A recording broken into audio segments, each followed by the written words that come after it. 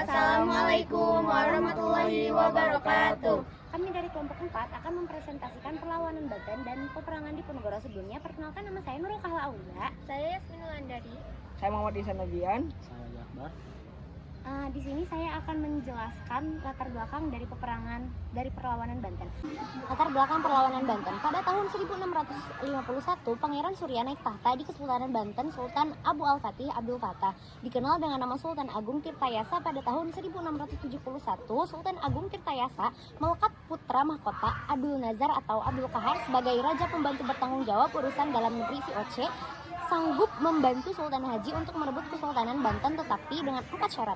Yang pertama, Banten harus menyerahkan Cirebon kepada VOC. Yang kedua, memonopoli laba di Banten. Yang ketiga, Banten harus membayar 600.000 ringgit. Yang keempat, pasukan Banten di daerah pantai pedalaman Periangan segera ditarik kembali.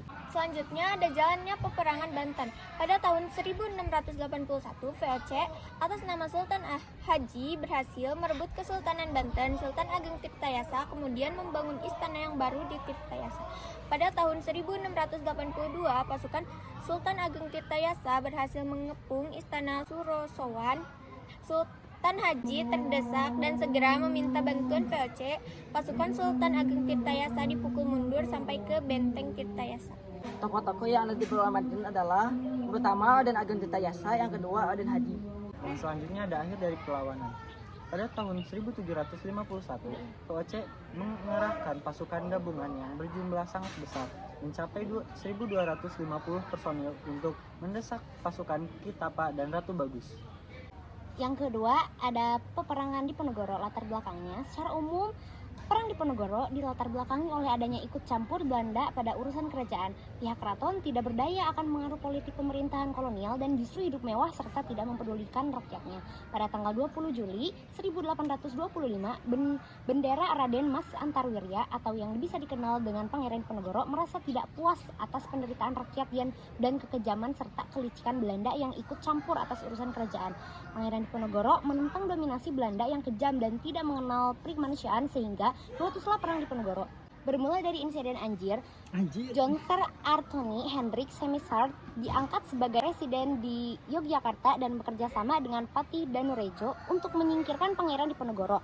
Pada tahun 1825, Semisard dan Patih memerintahkan anak buahnya untuk memasang anjir atau pancang patok dalam rangka membuat jalan baru dan memasang anjir melewati pekarangan milik pangeran di Ponorogo di Tegalrejo tanpa izin. Berjalannya perang di Ponorogo mengatur strategi di Selarong. Pangeran di Ponorogo menyusun strategi dan mempersiapkan beberapa tempat untuk markas komando cadangan.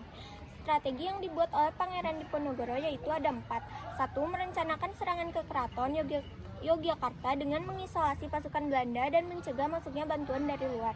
Yang kedua, mengirim kurir kepada para bupati atau ulama agar mempersiapkan peperangan melawan Belanda. Ketiga, menyusun daftar nama bangsawan, siapa yang sekiranya kawan dan siapa lawan. Keempat, membagi kawasan kesatuan Yogyakarta menjadi beberapa mendala perang.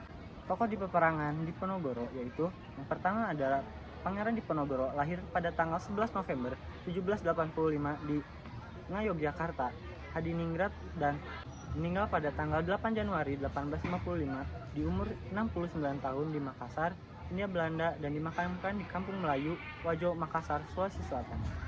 Yang berikutnya ada Alibasa Sentot Prawirodirjo. Sentot Prawirodirjo lahir pada tahun 1807 di Menconegoro dan wafat pada usia 48 tahun tanggal 17 April 1855 di Bengkulu. Akhir dari peperangan di Ponorogo pada tanggal 28 Maret 1830, Jenderal de Kock berhasil menjepit pasukan di Ponorogo di Magelang. Di sana Pangeran di Ponorogo menyatakan bersedia menyerahkan diri dengan syarat sisa anggota laskarnya dilepaskan. Sekian presentasi dari kelompok kami. Bila ada kekurangan, mohon maaf. Wassalamualaikum warahmatullahi wabarakatuh.